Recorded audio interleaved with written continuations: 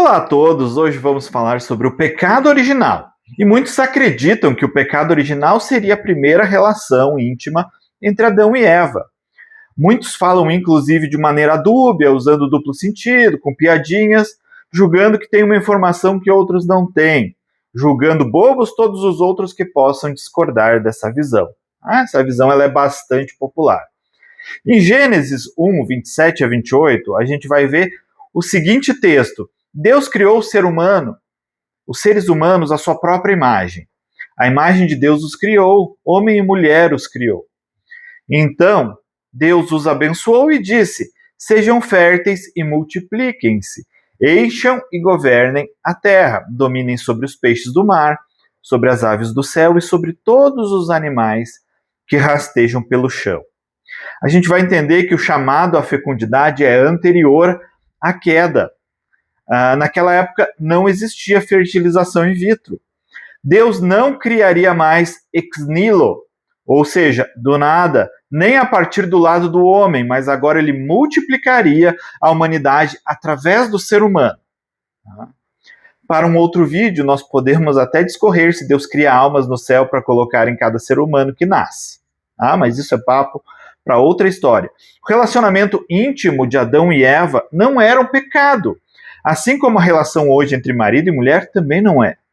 Paulo elogia a castidade como uma forma de focar na obra do Senhor, não como uma repreensão ao relacionamento conjugal.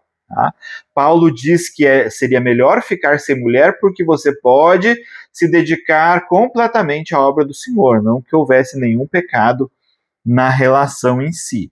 A gente precisa entender exatamente o que Paulo está falando nesse texto. Jesus também cita que são felizes aqueles que não têm filhos nos últimos dias, não por causa da maldição do ato, mas por causa da dificuldade dos dias. Seriam dias de perseguição, seriam dias de luta, seriam dias de grandes dificuldades. Estar fugindo e carregando crianças ao mesmo tempo era uma situação bastante complexa. Mas se o conhecimento popular está errado, se não foi isso que aconteceu, qual é a verdade sobre o pecado original?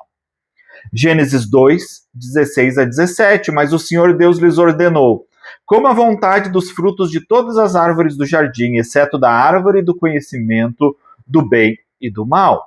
Se você comer desse fruto, com certeza morrerá. Essa foi a ordem que Deus deu. E ao contrário do que muitos pensam, esse não era o único mandamento no início de Gênesis. Esse é o primeiro mandamento negativo. Esse é o primeiro mandamento com uma maldição. O mandamento de não fazer. No capítulo 1, o homem é ordenado a multiplicar, encher e governar a terra. Mas o que comer de uma fruta de uma árvore é tão prejudicial? E aí eu vou te falar que a questão não é o fruto em si. O pecado original é o primeiro ato de incredulidade da humanidade. Mais do que a desobediência, essa desobediência ela é produzida pela incredulidade. Gênesis 3, 5 a 6. Deus sabe que no momento em que comerem do fruto, isso é a serpente falando para Adão e Eva, seus olhos se abrirão e como Deus conhecerão o bem e o mal. A mulher viu que a árvore era linda e que seu fruto parecia delicioso e desejou a sabedoria que ele lhe daria.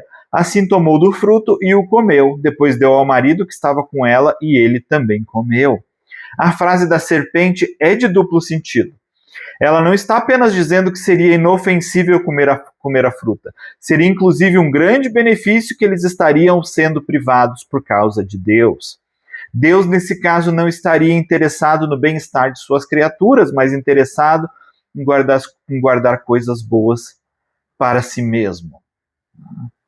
Crer em Deus é confiar em Deus. A palavra fé, ela vem da raiz da palavra confiança. Quando você tem fé em algo, você deposita a sua confiança. Se você tem fé em uma ponte, você pisa nessa ponte porque você tem confiança. É isso que a palavra fé é mais próximo à palavra fé de confiança do que simplesmente um acreditar racional. É quando você consegue colocar em ação por causa daquilo que você acredita. A serpente gerou essa desconfiança no primeiro casal e eles caíram. Eles logo perceberiam o erro que cometeram e sabiam exatamente que Deus estava certo em não permitir aquele ato. A tentação e é a que a gente enfrenta hoje em dia, é confiar ou não em Deus. Hoje somos bombardeados todos os dias com essa escolha, confiar ou não em Deus, confiar ou não na palavra de Deus. Alguns dias depois da minha conversão, eu fiz um propósito comigo e com Deus. Eu tinha muitas dúvidas a respeito da Bíblia, mas eu me propus a aceitar tudo que estava escrito, mesmo que eu não concordasse ou entendesse. Ao longo do tempo, eu já sou capaz de entender algumas coisas, mas escolher crer em Deus é a chave para o crescimento cristão. Pela incredulidade, o pecado entrou no mundo, e pela fé em Cristo recebemos a vida eterna. João 3,16, ele fala: Deus amou o mundo de tal maneira que deu seu Filho unigênito para que todo aquele que nele crê não pereça, mas tenha a vida eterna. Muitas pessoas andam angustiadas, andam tristes, andam em um estado caótico por não acreditarem que tem um relacionamento que as garante ir ao céu.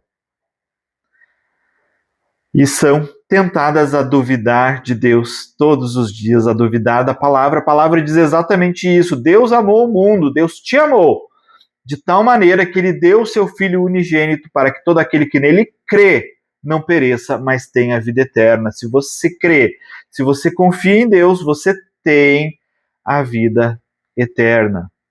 E muitas vezes o inimigo, o que ele tenta? Ele tenta fazer com que você coloque outras coisas além da fé em Jesus. Sejam as suas obras, sejam sacrifícios, sejam doutrinas, seja tocar, seja deixar de tocar. Irmão, Deus te amou e Ele quer apenas que você confie naquilo que Ele fez por você. E o resto todo Ele também vai fazer. Ele vai também te transformar, Ele vai te curar, Ele vai te tornar uma pessoa melhor. Mas creia, porque é só o que precisa. Creia e tenha a vida eterna.